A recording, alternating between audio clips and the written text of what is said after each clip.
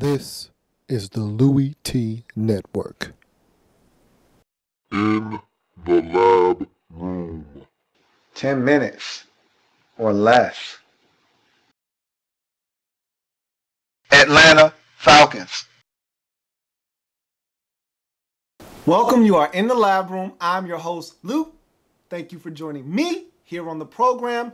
Atlanta Falcons, 10 minutes or less. Cue up the clock. Here we go. So, season rewind for the Atlanta Falcons. What a disappointing 2013 campaign it was for the Atlanta Falcons. Let's be frank. Here's a team made it to the NFC Championship game, had high hopes, high expectations for themselves. Tony Gonzalez elected to come back one more year to give it one more run, one last shot at getting to the Super Bowl and winning a ring. And they come out of the gate 1-4. They get to their bye week in week number 6. And you're thinking, for me, the game that did it for me, the game that really stuck out like a sore thumb was the game prior to the bye against the Jets. On Monday Night Football, you're supposed to beat the Jets. Geno Smith had been struggling on the road up until that point. You needed to win that game. You were supposed to win that game. You found a way to lose that game.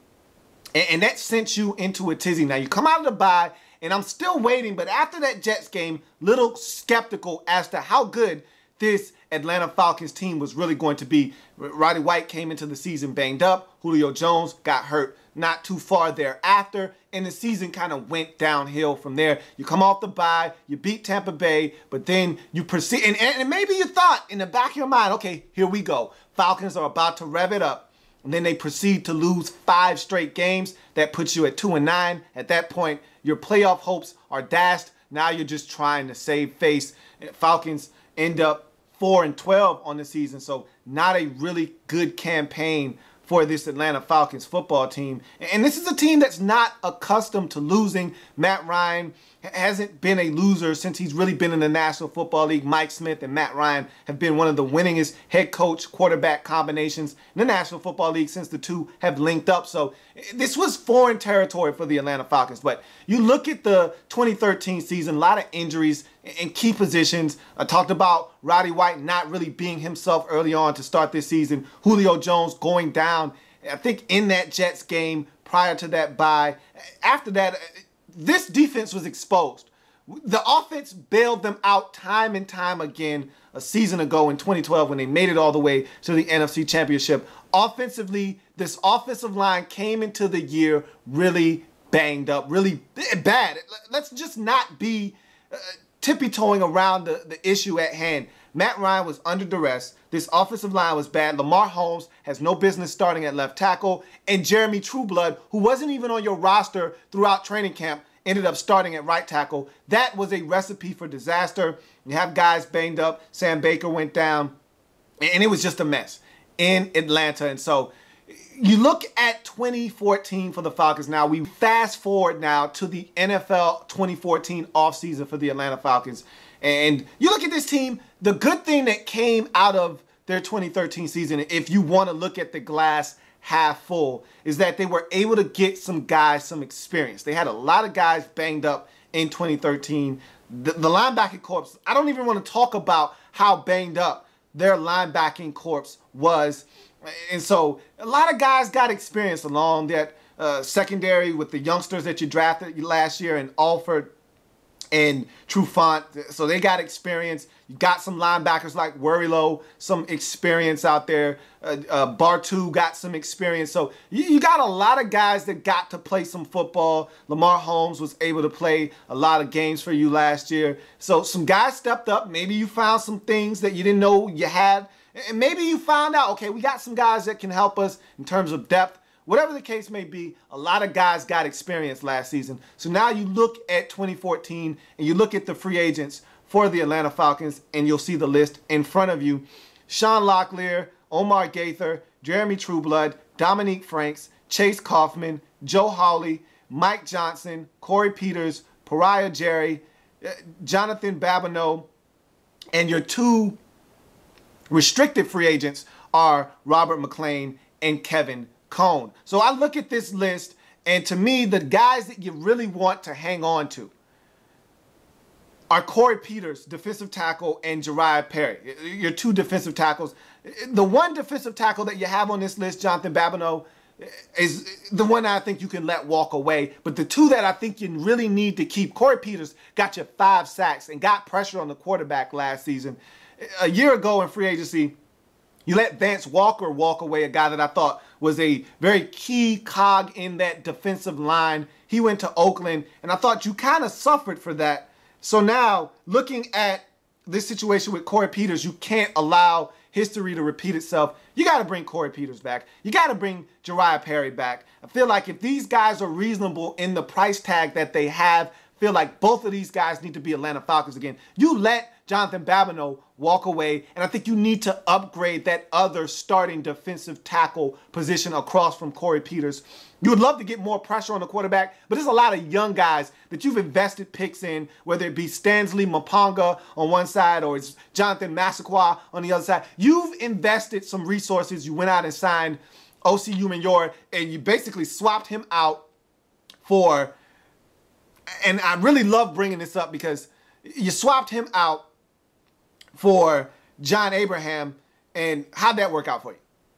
OC gets you 7.5 sacks. I thought he played solid, but John Abraham went and got double-digit sacks in Arizona, so that was a lost cause there. But I won't say that you have to have defensive end help. I think you got some young guys that you're looking to develop, but you definitely need to get more pressure on the quarterback. And defensive tackle-wise, I think you need to add some beef and some girth across from Corey Peters to help you stop the run a little bit better. You were second worst in the league at stopping the run, and you gave up a passer rating up over 100, the second worst passer rating defensively in the National Football League. So you've got to get more pressure on the quarterback, and you got to stop the run if you are the Atlanta Falcons. So looking at free agency and some positions of need for this Atlanta Falcons football team, I think linebacker is definitely somewhere you need to look. I think defensive tackle is another area that you need to probe. I think you also want to find a replacement for Tony Gonzalez.